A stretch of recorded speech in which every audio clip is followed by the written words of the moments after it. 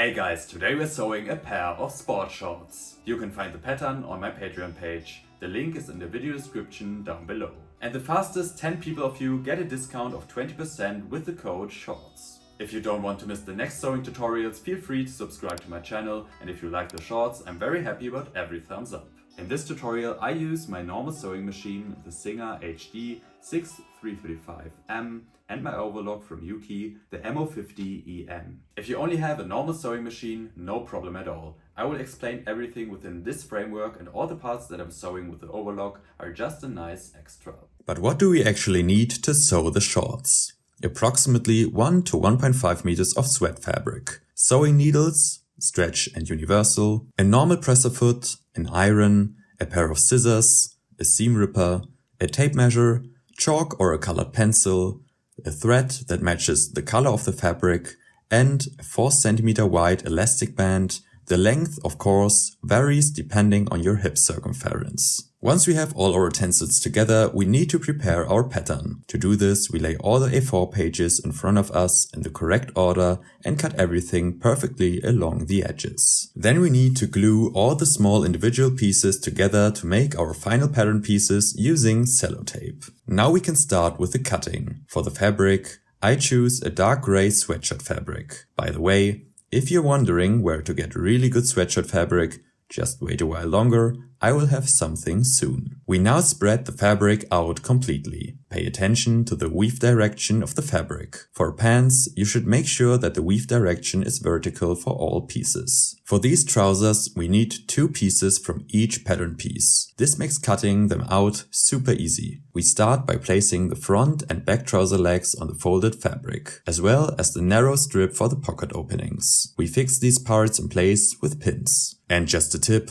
I wouldn't usually recommend tracing the silhouette, as you can do, for example, with denim fabric, because sweat fabric can be kinda stretchy, and tracing the whole silhouette with a pen can be quite frustrating. It is way easier to cut directly along the edges of the pattern pieces. Next, we take our pocket bag piece and cut it out twice on the folded fabric. This will give us a total of 4 pieces. Finally, we cut out the waistband. I would recommend folding the pattern piece in half and then placing it onto the fabric fold. This is the closed edge of the folded fabric, which you can see on the right hand side. For the pocket bags, we now mark our pocket opening at the points with the lines from the pattern piece. Be sure to make these markings, as this will ultimately determine how good the pocket openings look. And now let's get our iron ready, because to make sure the pants are a complete success, we are going to iron each item once. Make sure you follow this step. Believe me, it completely changes the kind of end result of a garment. I often skipped a lot in the beginning as well, but that's not a good idea in the long term. By the way, you could also wash the fabric first and then iron it, but that takes too long for me. The small factor by which the fabric shrinks only comes into play after the first wash. Now let's start with the front trouser legs, namely with the pocket pouches. What comes next applies to the right and left front trouser leg. We lay our trouser leg with the left side of the fabric facing upwards. Remember, the wrong side of the fabric is always the side that should not be visible on the outside later. In this case, this is the side of the sweat fabric with the flow coating. If you're using a fabric where the left and right sides of the fabric are not so easy to identify, always mark the left side of the fabric as soon as you have found it. This will prevent you from sewing the wrong sides together. We now take our strip for the trouser pocket opening and fold it in half lengthwise, right sides together. Now place it 4 cm below the upper edge of the trouser leg, with the folded edges of the fabric facing outwards. This means that the mini fabric fold of the strip is on the inside.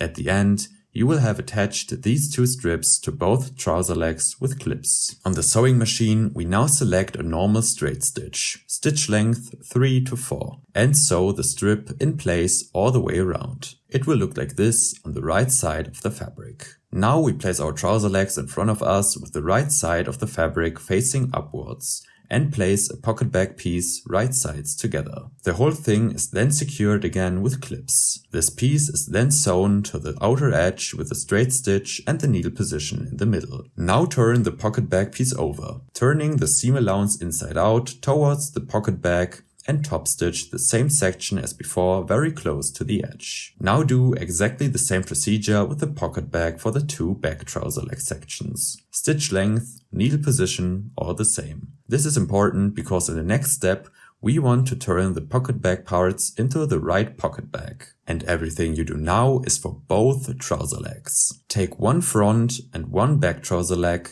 and place them right sides together, fabric edge to fabric edge. This ensures that the two pocket bag parts are perfectly aligned. We then secure this pouch with clips. And now watch out.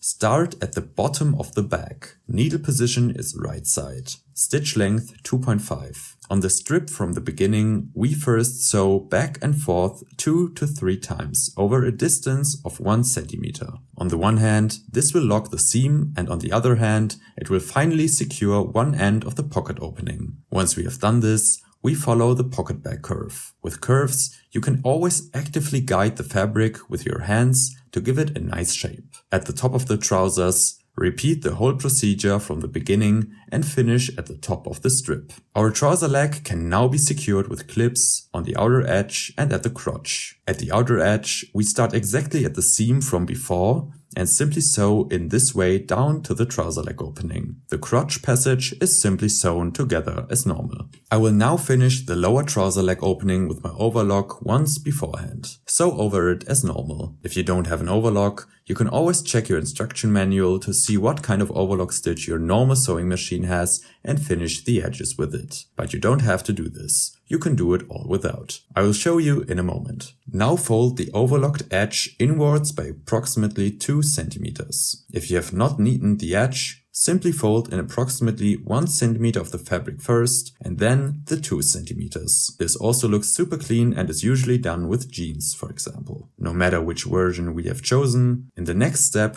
we take our iron again and iron our edge all the way around. You have to do this, because this creates the effect that the trouser leg opening does not immediately roll outwards or do anything else after the first wash and in the future in general. As soon as this is done, we set the stitch length to 4, needle position to the left, and sew our entire strip edge to edge with the presser foot. If you can also remove this plastic part from your sewing machine, make sure you do this first. You should now have finished both trouser legs separately. Now watch out again. Turn one of the trouser legs right side out. The other remains inside out. We will now insert our trouser leg turned to the right into the trouser leg that is still turned to the left. We are doing this because we are sewing the crotch passage together. Make sure that the middle of the crotch of the two trouser legs is nicely lined up, and from there you can simply work your way up to both sides with clips. As this is the most critical part of a pair of trousers under stress, I chose the stretch stitch on my sewing machine for this section. You can check your instruction manual to see if you have this function as well. If not, you can first sew the whole thing together with the normal straight stitch and then use a zigzag stitch again very close to the edge. I then finished the whole thing with the overlock. Finally, we just need to finish the waistband. To do this, we secure both ends right sides together with clips and sew this section together with a stretch stitch. Alternatively, use a zigzag stitch. The waistband is now folded in half all the way around, left sides facing and secured with clips. Leave an approximately 10 cm long piece open at one point. At the end of this piece, start sewing the waistband together at the bottom. As soon as we are around, we stop at the beginning of the opening. Now we take our elastic band and we will find out how to cut it to the right length. For example, I have a hip circumference of approximately 96 centimeters. Practically speaking, I put the elastic band around my hips. Depending on how stretchy the elastic is, I would always choose at least 2 to 4 centimeter less than my own hip circumference. You can simply stretch the elastic as much as you feel comfortable wearing it. Then simply cut off your piece at this point or a little further. Using a safety pin, we will now thread the elastic band through the waistband. I got a very small safety pin here. In any case, you should make sure that the elastic is not twisted when you pass it through. Once we are around, we take both ends, place them on top of each other and sew up and down several times with a zigzag stitch. Now we need to distribute the elastic correctly in the waistband.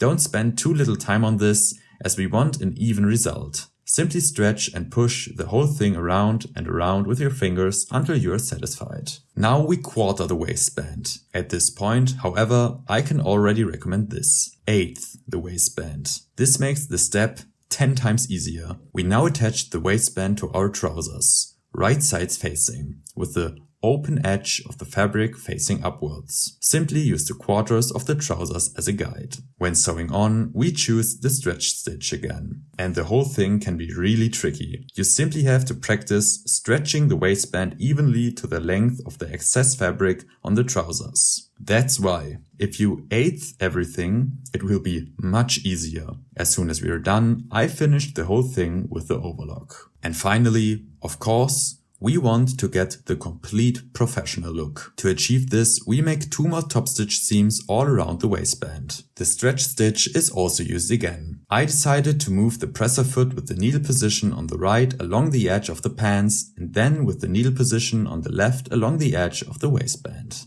And voila! The sports shorts are finished. Very classic and simple, which is exactly why they are so versatile. No frills, just a cozy pair of shorts for sports or chilling out. It's also a great beginner's project. You will be introduced to a great type of pocket and you will need an elastic waistband very, very often. If you liked the video, then I'm definitely happy about every thumbs up. Feel free to send me your finished sewing projects via Insta. It's always really cool to see what you guys been cooking up. Feel free to let me know in the comments how you liked the video, and if you got questions or suggestions, please let me know. See you at the next video. Until then, have fun sewing.